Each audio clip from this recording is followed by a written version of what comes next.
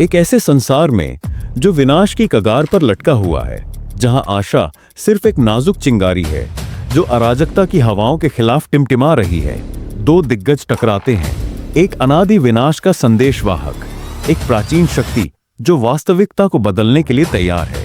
दूसरा एक अकेला योद्धा जो दर्द और क्रोध में ढलकर बना है। उसके पास सिर्फ अपने नखरों और जीवित रहने की अटूट इच्छा है। ये सिर्फ एक और लड़ाई नहीं है, ये एक युद्ध है जो मानवता के भाग्य को तय करेगा। ये है वोल्वरिन बुश अपोकैलिप्स, वह महायुद्ध जो हमेशा के लिए सब कुछ बदल देगा। सब कुछ तब शुरू हुआ जब एनसबाह नूर, पहला म्यूटेंट जिसे अपोकैलिप्स के नाम से जाना जाता है, सदियों की नींद से जागा, कमजोरों को समाप्त करने और अपने विकृत क्रम की स्थापना करने के लिए तैयार। उसके 4 घुड़सवारों ने पूरे विश्व में विनाश मचाया, जिससे शहर ध्वस्त हुए और जिंदगियां टूट गईं। और यहां तक कि एक्स-मैन, पृथ्वी के सबसे शक्तिशाली म्यूटेंट्स भी उसे रोकने में असफल रहे। लेकिन इस अराजकता के बीच एक ऐसा आदमी था जो झुकने से इनकार करता था, एक आदमी जिसका अस्तित्व स्वयं भाग्य को चुनौती दे रहा था। लॉगन वोल्वरिन, एक सैनिक जो अमृता के श्राप से ग्रस्त था, उन यादों से परेशान था जिनसे वह बच नहीं सकता था। सालों तक वह अकेले घूमता रहा, उन पापों के लिए मुक्ति ढूंढता रहा जो उसने किए थे।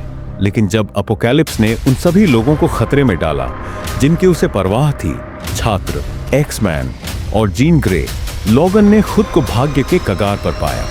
जैसे जैसे अपोकैलिप्स की योजना के अंतिम टुकड़े जगह में आने लगे, वोल्वरिन ने अपनी जिंदगी की सबसे बड़ी लड़ाई के लिए तैयारी की। उसके पास सिर्फ अपना बरसरकर क्रोध और एडमैनिटियम से जड़ित खोपड़ी थी।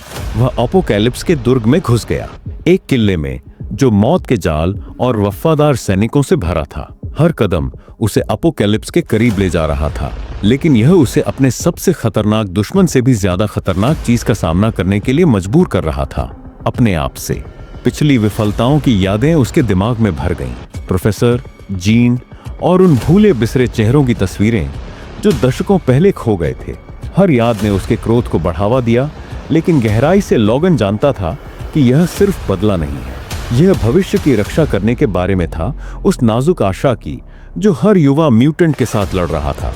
और फिर वे मिले, आमने सामने। दो अटूट शक्तियां बिजली और गर्जन की तरह टकराईं। अपोकैलिप्स ने कच्ची कॉस्मिक ऊर्जा की लहरें छोड़ी जिससे पृथ्वी हिल गई, लेकिन वोल्वरिन, वह पलक नहीं झपकाया। हर मार, हर नखरे के झटके के साथ वह आगे बढ़ा। इसीलिए नहीं कि वह सोचता था कि वह जीत सकता है, बल्कि इसलिए कि हार मानना विकल्प नहीं था। घंटों या शायद दिनों तक समय अर्थहीन लग रहा था। वे लड़े।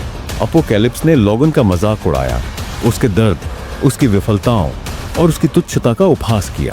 लेकिन वोल्वरिन ने बदशब्दों से भी बदतर चीजें झेली थी।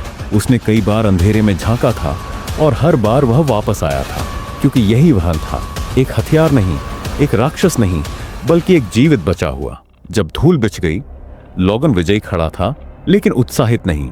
अपोकैलिप्स को हराने में कोई खुशी नहीं थी, दिन बचाने का कोई जश्न नहीं।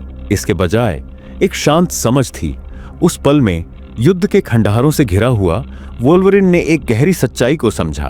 ताकत को इससे नहीं मापा जाता कि तुम कितनी लड़ाइयां जीतते हो, यह तय होता है कि तुम क्यों लड़ने का चुनाव करते हो। हम सभी को घाव होते हैं, बोझ जो हम छोड़ना चाहते हैं, लेकिन सच्चा साहस यह है कि उन घावों का इस्तेमाल दूसरों की रक्षा करने के लिए किया जाए। जब दुनिया को हमसे सबसे ज्यादा जरूरत हो, तब खड़े रहना, यही वोल्वरिन की विरासत है। हिंसा या बदले की नहीं, बल्कि लचीलेपन की, आशा की। तो आपको क्या लगा, क्या वोल्वरिन की जीत कीमत के काबिल थी? क्या किसी और अपोकैलिप्स को हरा सकता था? नीचे कमेंट्स में हमें बताएं। अगर आपको यह महाकाव्य कहानी पसंद आई हो तो लाइक बटन दबाना न भूलें, और भी ऐसी कहानियों के लिए सब्सक्राइब करें जो मार्वल के सबसे बड़े युद्धों को जीवंत करती हैं।